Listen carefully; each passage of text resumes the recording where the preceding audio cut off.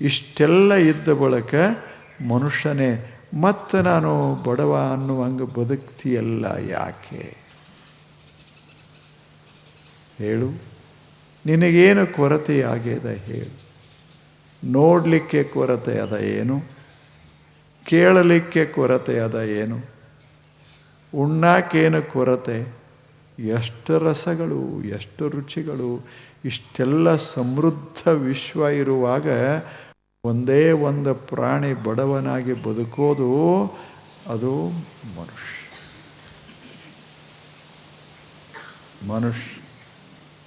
ಕಾರ್ಪಣ್ಯ ಅಂದರೆ ಗೊತ್ತಾಗಿರಬೇಕು. ಕಾರ್ಪಣ್ಯ ಅಂದರೆ ಇರೋದು ಸಾಕಾಗುವುದಿಲ್ಲ, ಇದು ಕಾರ್ಪಣ್ಯ. ಏನದ ಅಲ್ಲ ಈಗ, ಇದು ಇಷ್ಟೇ ಸಾಕಾಗೋದಿಲ್ಲ. ಒಂದು ಟೇಬಲ್ ಅದ, ಇಲ್ಲ ಇದು ಸಾಕಾಗೋದಿಲ್ಲ. ಎರಡಿದ್ರೆ ಚಲೋ ಆಗ್ತಿತ್ತು ಅಂದ ಕೂಡಲೇ ದೀನತಾ ಶುರು ಆಯ್ತು. ಮತ್ತು ಎರಡಕ್ಕಾಗಿ ಏನರೇ ಮಾಡಬೇಕಲ್ಲ. ಉತ್ಖಾತಂ ನಿಧಿ ಶಂಕಯ ಕ್ಷಿತಿತಲಂ ಧ್ಮಾತಾ ಗಿರೇರ್ಧಾತವೋ ನಿಸ್ತೀರ್ಣಂ ಸರಿತಾಂ ಪೊತಿ ನೃಪತಯೋ ಯತ್ನೇನ ಸಂತೋಷಿತಾಃ ಮಂತ್ರಾರಾಧನ ತತ್ಪರೇಣ ಮನಸ ನೀತಾಃ ಸ್ಮಶಾನೆ ನಿಶಾಃ ಪ್ರಾಪ್ತಃ ಕಾಣವರಾಟ ಕೋಪಿ ನ ಮಯ ತೃಷ್ಣೇ ಅಧುನಾ ಮುಂಚಮ. ಎಷ್ಟು ಚಲೋ ಹೇಳಿದ್ರು. ಇದನ್ನೆಲ್ಲ ಮಾಡೋದು ಯಾವುದು? ತೃಷ್ಣ. ಏನ ಬೇಕು ಬೇಕು ಬೇಕು, ಇರೋದು ಸಾಲದು, ಇರೋದು ಸಾಲದು. ಇದೇನು ಸಾಲದು, ಇರೋದು ಸಾಲದು ಅಂತೇನು ಭಾವದ ಅಲ್ಲ, ಇದು ನಮ್ಮನ್ನು ದೀನರನ್ನಾಗಿಸದ. ಅಲ್ಲಿ ಆತ ಹೇಳ್ತಾನೆ, ಉತ್ಖಾತ. ಮನುಷ್ಯ ಏನೇನು ಮಾಡ್ದ, ಏನೇನು ಮಾಡ್ದ? ಆಸೆಯನ್ನು ತುಂಬೋದಕ್ಕಾಗಿ, ಪೂರ್ಣಗೊಳಿಸೋದಕ್ಕಾಗಿ ಏನು ಮಾಡಿದ? ಉತ್ಖಾತಂ ನಿಧಿ ಶಂಕಯ ಕ್ಷಿತಿತಲಂ. ಭೂಮಂಡಲವನ್ನೇ ಅಗದ. ಅಗದಲ್ಲೇನು? ಹೋಗಿ ನೋಡಿ, ಜಗತ್ತಿನಾದ್ಯಂತ ಭೂಮಂಡಲವನ್ನೇ ಅಗದ ಮನುಷ್ಯ. ಯಾವ ಪ್ರಾಣಿಗಳು ಭೂಮಿಯನ್ನು ಅಗಿಲಿಲ್ಲ. ಒಳಗಿನ ಎಲ್ಲ ಸಂಪತ್ತನ್ನು ತೆಗೆದ. ಆದರೂ ಆಸೆ ದೊಡ್ಡದಾಯಿತು, ಸಂಪತ್ತ ಕಡಿಮೆ ಆಯಿತು. ಭಿಕ್ಷಾ ಪಾತ್ರೆನೇ ಇಂಥ ತಂದಾನ. ಎಂಥದಂದ್ರೆ ಅದು ಮ್ಯಾಜಿಕ್ ಭಿಕ್ಷಾ ಪಾತ್ರೆ, ಬೆಗಿಂಗ್ ಬೌಲ್, ಮ್ಯಾಜಿಕಲ್. ಎಂಥದಂದ್ರೆ ಏನು ಹಾಕಿದರೂ ಸಹಿತ ಗಪ್ಪುಗಾರ್, ಖಾಲಿ ಖಾಲಿ. ಅಂಥದೊಂದು ಭಿಕ್ಷಾ ಪಾತ್ರೆ. ಮಜಾ ಇಲ್ಲ ಇದು. ಭಿಕ್ಷಾ ಪಾತ್ರೆನೇ ಆಶ್ಚರ್ಯದ. ಏನು ಹಾಕಿದರೂ ಸ್ವಲ್ಪ ಅನ್ನಿಸ್ತದ, ಅದು ಖಾಲಿನೇ ಇರ್ತದೆ. ಯಾವಾಗಲೂ ಖಾಲಿನೇ ಇರ್ತದೆ. ಆಗ ನಮ್ಮ ಮನಸ್ಸನ್ನುವ ಭಿಕ್ಷಾ ಪಾತ್ರೆ ಏನು ಹಾಕಿದರೂ ಖಾಲಿ. ಉತ್ಖಾತಂ. ಈ ಮನುಷ್ಯ ಏನು ಮಾಡಿದ? ಇಡೀ ಭೂಮಂಡಲವನ್ನು ಅಗದ. ಅಗದ. ಒಳಗಿರುವ ಸಂಪತ್ತನ್ನೆಲ್ಲ ಹೊರಗೆ ತೆಗೆದ. ಆದರೂ ಆಸೆಯ ಬಟ್ಲ ತುಂಬಲಿಲ್ಲ. ಉತ್ಖಾತಂ ನಿಧಿ ಶಂಕಯ ಕ್ಷಿತಿತಲಂ ಧ್ಮಾತಾ ಗಿರೇರ್ಧಾತವಃ. ಅದೇನು ಮಣ್ಣು ಬಂದಿತ್ತೋ ಅದನ್ನೆಲ್ಲ ತೊಳೆದ ಒಳಗೆ ಬಂಗಾರ ಅದ ಅಂತ ತೊಳೆದ. ಎಲ್ಲ ಬಂಗಾರ ಸಿಕ್ತು, ಆದರೂ ಪಾತ್ರೆ ತುಂಬಲೇ ಇಲ್ಲ. ಎಷ್ಟು ಆಶ್ಚರ್ಯ. ಉತ್ಖಾತಂ ನಿಧಿ ಶಂಕಯ ಕ್ಷಿತಿತಲಂ ಧ್ಮಾತಾ ಗಿರೇರ್ಧಾತವೋ. ನಿಸ್ತೀರ್ಣಂ ಸರಿತಾಂ ಪತಿ ನೃಪತಯಃ ಯತ್ನೇನ ಸಂತೋಷಿತಾಃ. ಮತ್ತೇನು ಮಾಡಿದ? ಇಡೀ ಸಾಗರವನ್ನೇ ಅದನ್ನು ಜಾಲಾಡಿದ. ಸಾಗರವನ್ನೇ ಜಾಲಾಡಿ. ಆದರೂ ಭಿಕ್ಷಾಪಾತ್ರೆ ತುಂಬಲೇ ಇಲ್ಲ. ರಾಜರನ್ನು ಮಹಾರಾಜರನ್ನು ಸಂಧಿಸಿ ಅಲ್ಲಿ ದೀನನಾಗಿ ಕೇಳಿದ, ಅವರ ಸೇವೆ ಮಾಡಿದ, ಗುಲಾಮನಂತೆ ವರ್ತಿಸಿದ. ಅವರು ಕೊಟ್ಟರು, ಆದರೆ ಅದು ತುಂಬಲಿಲ್ಲ. ನೃಪತಯೋ ಯತ್ನೇನ ಸಂತೋಷಿತಾ. ಅವರಿಗೆ ಸಮಾಧಾನ ಮಾಡಕ್ಕೆ ಹೋದ. ಯಾಕೆ? ರೊಕ್ಕ ಬರ್ತಾವಂತ, ಸಂಪತ್ತ ಬರ್ತದಂತ ಸಮಾಧಾನ ಮಾಡಕ್ಕೆ ಹೋದ. ಅವರೇ ಭಿಕ್ಷುಕರು, ಇವನ್ನೇನು ಸಮಾಧಾನ ಮಾಡು? ಎಲ್ಲಿ ಮಾಡೋದು? ಎಲ್ಲದೆ? ಒಬ್ಬರೇ ರಾಜ ತಣ್ಣಗೆ ನನ್ನ ರಾಜ್ಯದಪ್ಪ ಇಷ್ಟ ಇರಲಿ ಅಂತ ಅಂದಾವ. ಹೇಳಿ, ಸಾಕು, ಮಸ್ತದ ನನ್ನ ರಾಜ್ಯ, ಸುಂದರವಾದ ರಾಜ್ಯ, ಇದನ್ನು ಸಂಪತ್ತು ಭರಿತ ಮಾಡೋಣ ಅಂತ ಇಷ್ಟಕ್ಕೆ ಸಮಾಧಾನ ಆಗ್ತಿರಲಿಲ್ಲ. ನೆರೆ ರಾಜ್ಯದ ಮೇಲೆ ದಾಳಿ ಮಾಡಲಾರದೆ ಆರಾಮ ಹಾಕಿದ್ದು. ಇಡೀ ಜಗತ್ತಿದು ಭಾರತ ಅಲ್ಲ ನಾ ಹೇಳೋದು, ಇಡೀ ಜಗತ್ತಿನ ಬೇಕಾದ ರಾಷ್ಟ್ರ ತಗೋರಿ. ಒಬ್ಬ ರಾಜನೂ ಸಹಿತ ಚೆಂದಾಗಿರಬೇಕಂತಿಲ್ಲ ತನ್ನ ಮಿತಿಯೊಳಗೆ. ಎಲ್ಲರೂ ದಿಗ್ವಿಜಯ. ಅವನು ತಲೆಗೆ ಹಾಕಿದ್ರು, ರಾಜನ ತಲೆಗೆ ಹಾಕೋರು ಅಲ್ಲಿ ಭಟರಿರ್ತಾರೆ. ಮಹಾರಾಜರೇ, ಈ ಸಲ ದಿಗ್ವಿಜಯ ಮಾಡೋಣ. ದಿಗ್ವಿಜಯ ಅಂದರೆ ಸಿಕ್ಕ ದಿಕ್ಕಿನಾಗ ಹೋಗಿ ಅಲ್ಲಿದ್ದವ್ರನ್ನ ಮುಗಿಸೋದು, ಇದು ದಿಗ್ವಿಜಯ.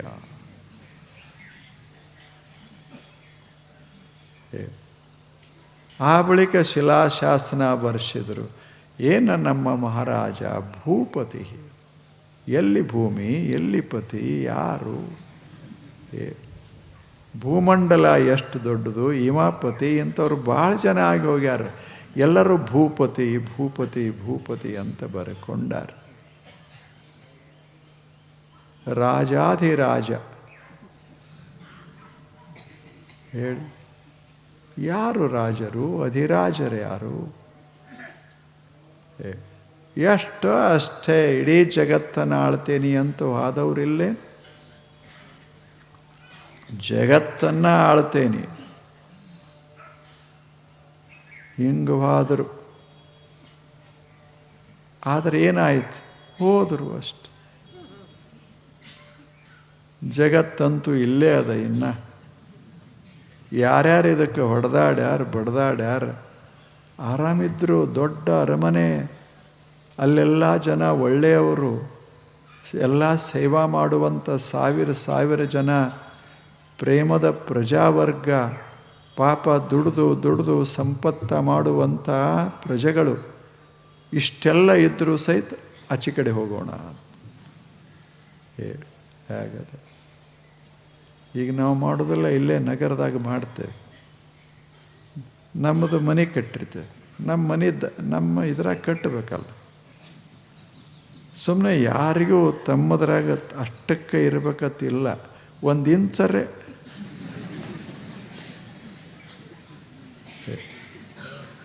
ರಸ್ತಾದಾಗ 1 ಇಂಚು ತಗೊಂಡ್ರೆ ಸಮಾಧಾನ ಆಗುತ್ತೆ. ಏನಿದು? ಹೆಂಗೆ ಕಟ್ಟ್ಯಾರ ಮನೆ ನೋಡಿರ? ಈ ಮನೆ ಮಾಳಿಗೆ ಕೂಡ್ತಾವ. ಇದು ಕಟ್ಟೋ ಪದ್ಧತಿ.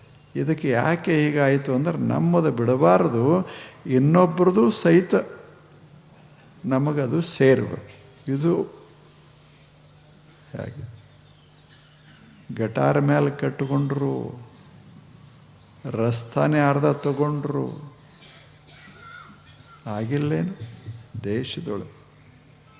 ಇದೇನು ತೋರಿಸ್ತದೆ? ಬರೇ ರಾಜ ಮಹಾರಾಜರಲ್ಲ, ನಾವು ರಾಜರೇ. ಇಂಥ ರಾಜರ ಮತ್ತು ಯಾರು ಕೂಡ ಹೋಗ್ಯದ ಭೂಮಿ? ಸುಮ್ಮನೆ ಅಂತೇವಿ ಹಾಗೆ. ಆ ಬಳಿಕ ಹೇಳ್ತಾನೆ, ಮಂತ್ರಾರಾಧನ ತತ್ಪರೇಣ ಮನಸ ನೀತಾ ಸ್ಮಶಾನೇ ನಿಶಾ.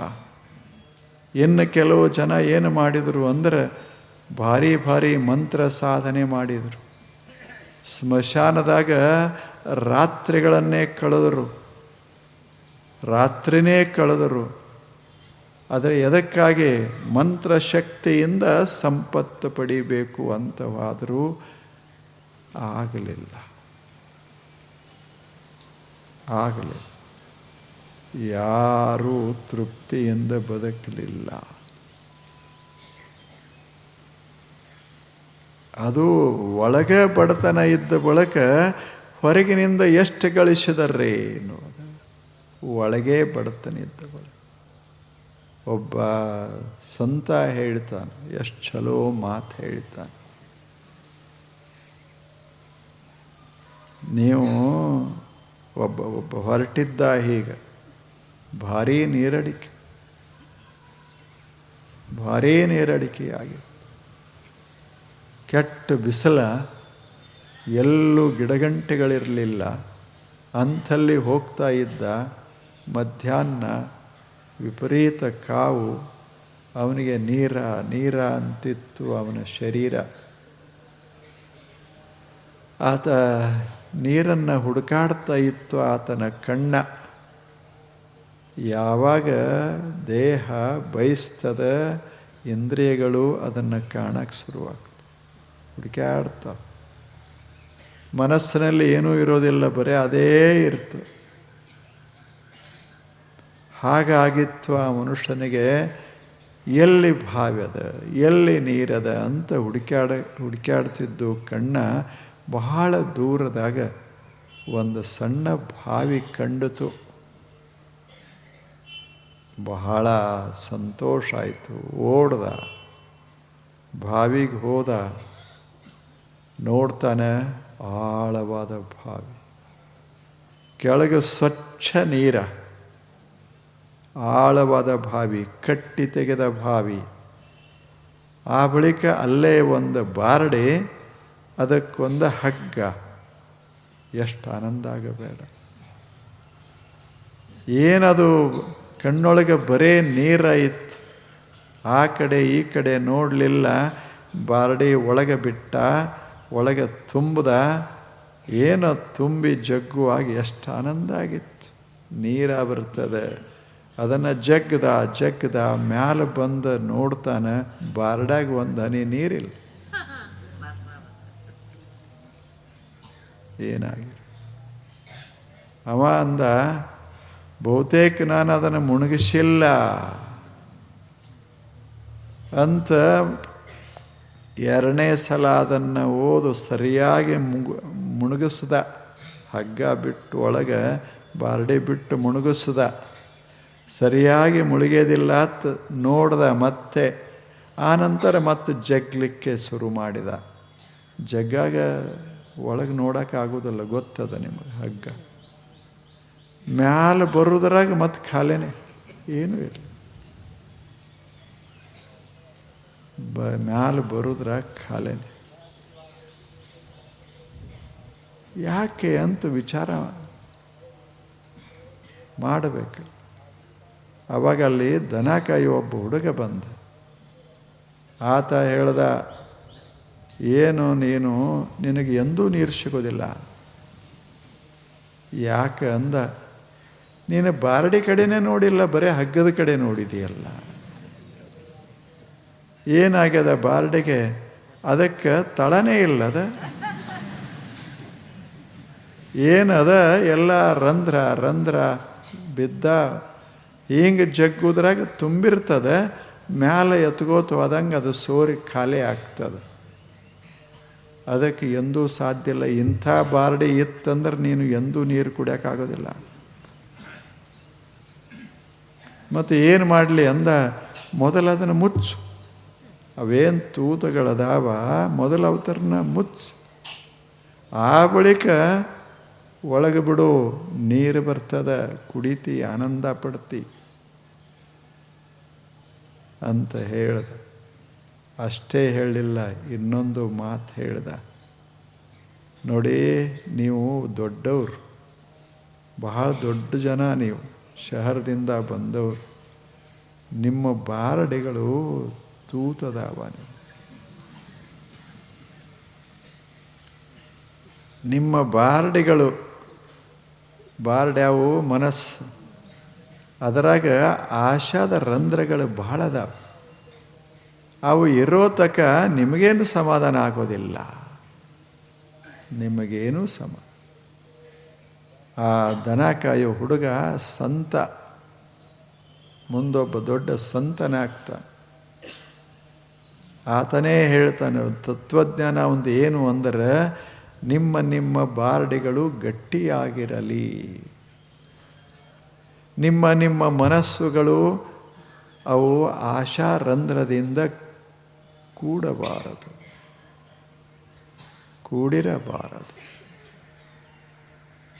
ಹಾಗೆ ನಂಬುದು ಎಷ್ಟು ತುಂಬಿದರೆ ಏನು, ಮತ್ತೆ ಖಾಲೆ, ಎಷ್ಟು ತುಂಬಿದರೂ ಖಾಲೆ. ಎಂಥ ವಿಚಿತ್ರ ಮನೋಭಾವ.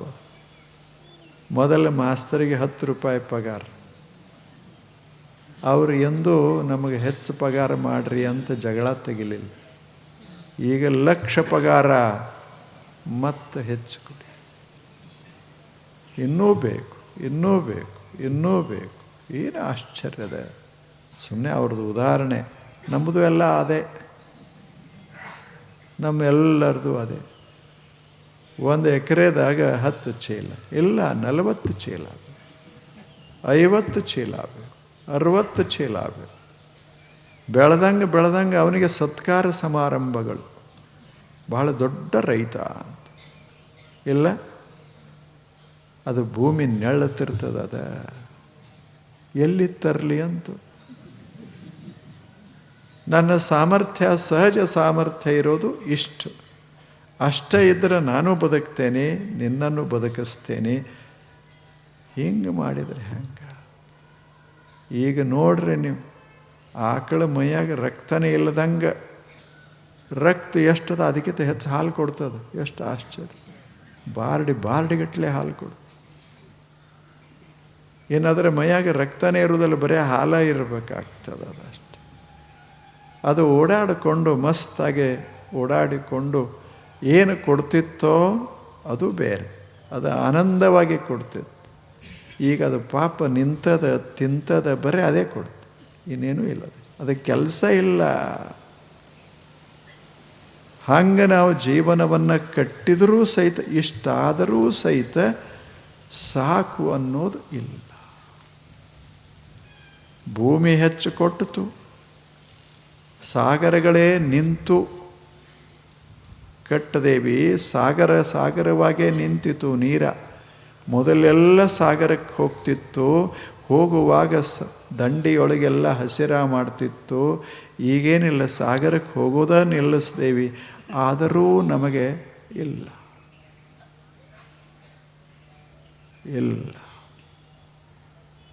ಈ ದೈನ್ಯತ ಅದಲ್ಲ. ಮತ್ತು ನಿಸರ್ಗಕ್ಕೆ ಬೇಡ್ತೇವಿ, ದೇವನಿಗೆ ಬೇಡ್ತೇವಿ, ಇವರ ಮುಂದೆ ಕೈ ಒಡ್ಡುತ್ತೇವಿ.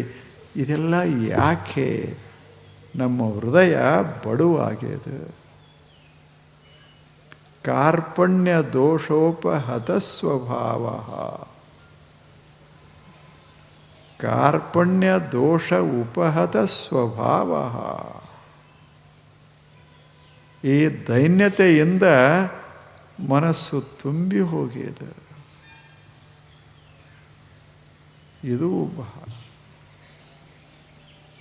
ಇದು ನೀತಿ. ದೈನ್ಯತೆಯಿಂದ ಮನಸ್ಸು ಮುಕ್ತವಾಗಿರದು. ನಾನೇನು ಕಡಿಮೆಯಲ್ಲ, ನನಗೆ ದೇವರು ಎಲ್ಲ ಕೊಟ್ಟಿದ. ರಾಜನಂಗಿರಬಹುದು ಈ ಜಗತ್ತಿನಾಗ, ಬಹಳ ಬೇಕಂತೂ ಎಲ್ಲಿದೆ? ಬಹಳ ಇರಬೇಕು ಅಂತೂ ಎಲ್ಲಿದೆ? ರಾಜರಂಗ ಒಬ್ಬ ಶ್ರೇಷ್ಠ ಪಂಡಿತ ಇದ್ದ, ನಿಮಗೆ ಗೊತ್ತಿರಬೇಕು, ಕೇಳಿರಿ ಕಥೆ. ಬಹಳ ದೊಡ್ಡ ವಿದ್ವಾಂಸ. ಆತ ಒಂದು ಊರಿನ ಸಮೀಪದಲ್ಲಿ ವಾಸ ಮಾಡಿದ್ದ. ಬಹಳ ದೊಡ್ಡ ಮನುಷ್ಯ. ಆತ ಪಾಠಗಳನ್ನು ಕೊಡ್ತಾ ಇದ್ದ ಮಕ್ಕಳಿಗೆ. ಊರಿನ ಎಲ್ಲ ಮಕ್ಕಳು ಅವನ ಹತ್ತಿರ ಬರ್ತಾ ಇದ್ದರು. ಅವರಿಗೆ ಪಾಠ ಕೊಡ್ತಿದ್ದ.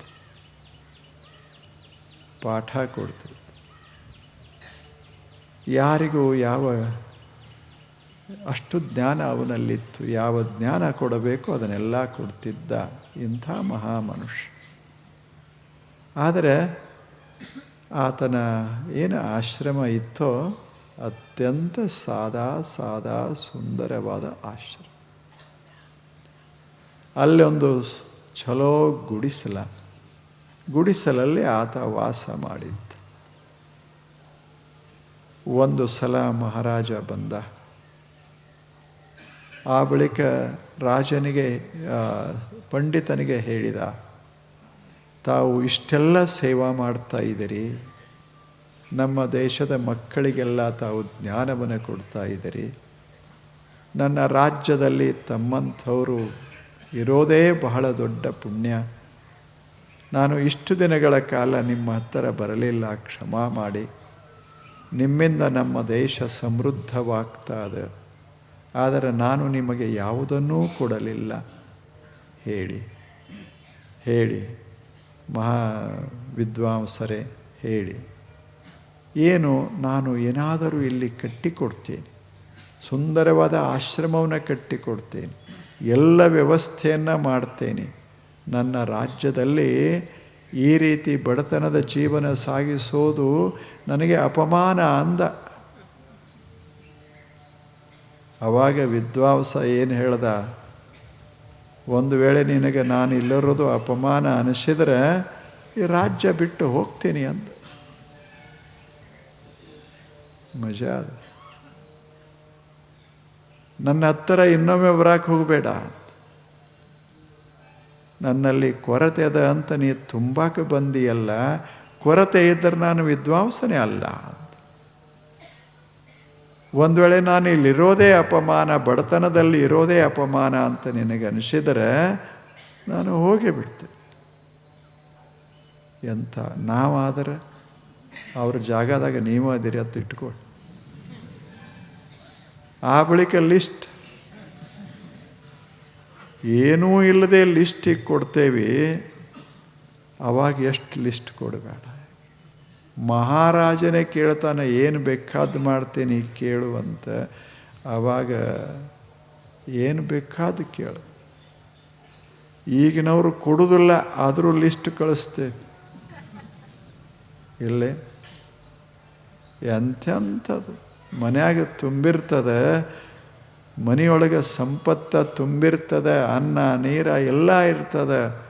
ಬಾಗಿಲು ಎದುರಿಗೆ 2 ಭಿಕ್ಷಾ ಪಾತ್ರೆ ಇಟ್ಟಾನ ಮನುಷ್ಯ. ಬಾಗಿಲು ಎದುರಿಗೆ ಭಿಕ್ಷಾ ಪಾತ್ರೆ ಹಾಕ್ರಿ ಅಂತ. ಒಳಗೆ ತುಂಬ್ಯದ.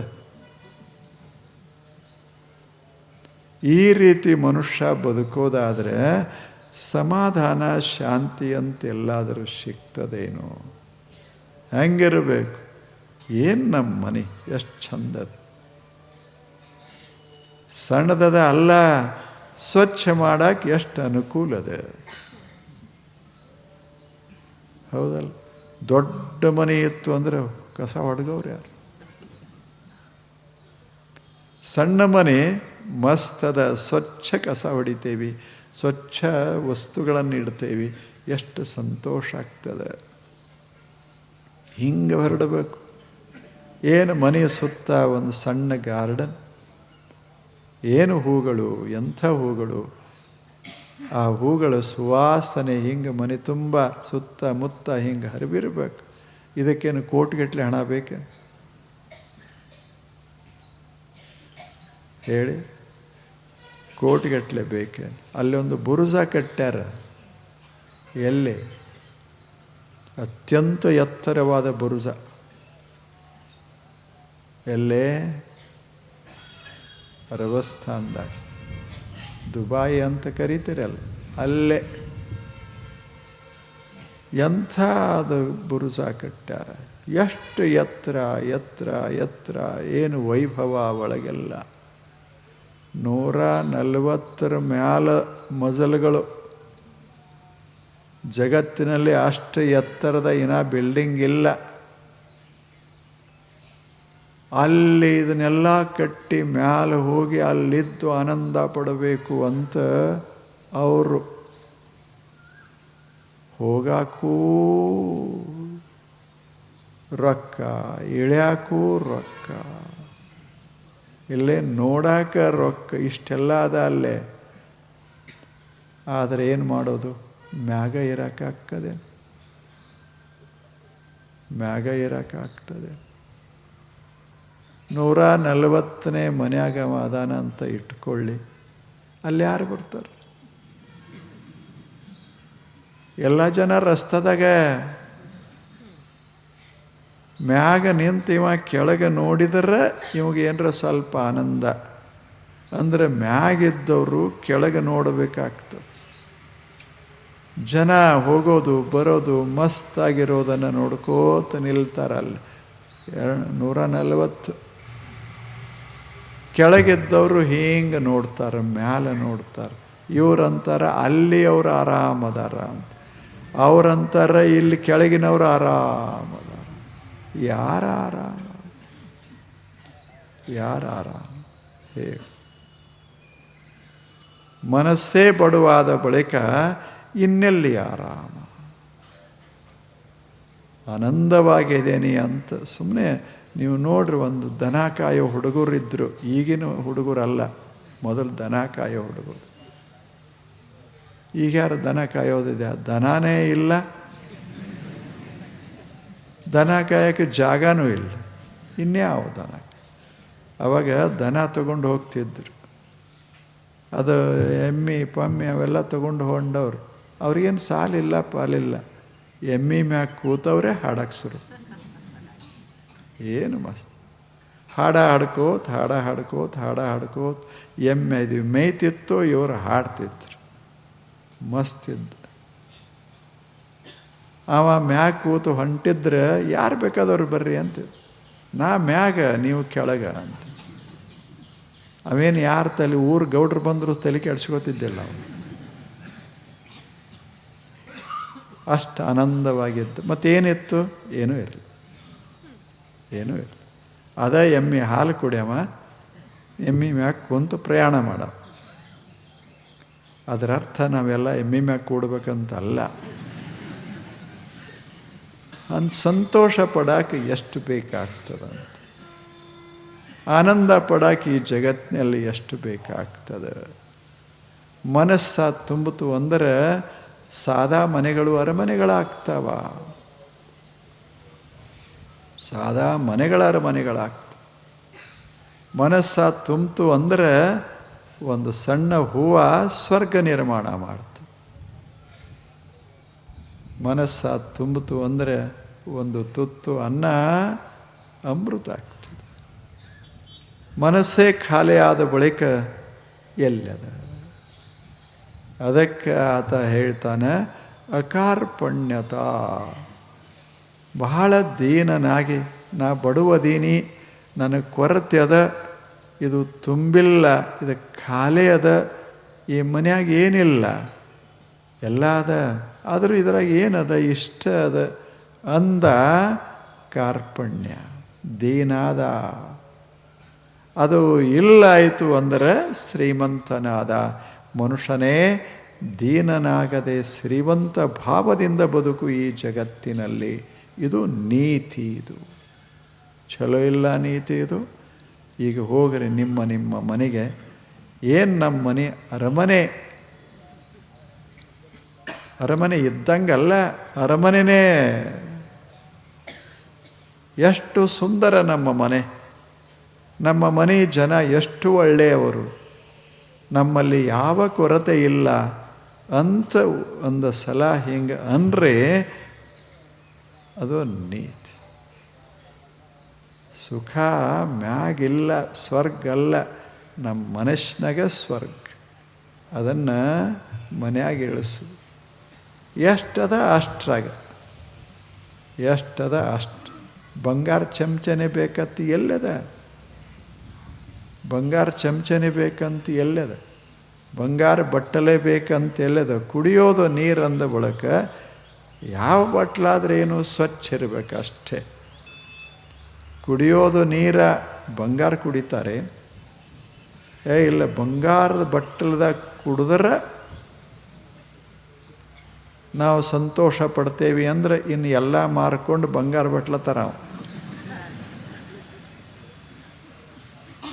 ಎಲ್ಲ. ಏನು ಸುಮ್ಮನೆ ಕೈಯಾಗ ಕುಡಿ ಎಷ್ಟು ಮಸ್ತ್ ಇರ್ತದೆ. ಅದು ಸಾದಾ ಬಟ್ಲಾಗ ಕುಡಿ ಮಸ್ತ್ ಇರೋದಿಲ್ಲ. ಕುಡಿಯೋದು ನೀರು ಅನ್ನೋದನ್ನು ಮರಿಬಾರ್ದು. ಆಗ ಬದುಕ ಕಟ್ಕೋಬೇಕು. ಕಾರ್ಪಣ್ಯ ದೋಷ ಉಪಹತ ಸ್ವಭಾವ.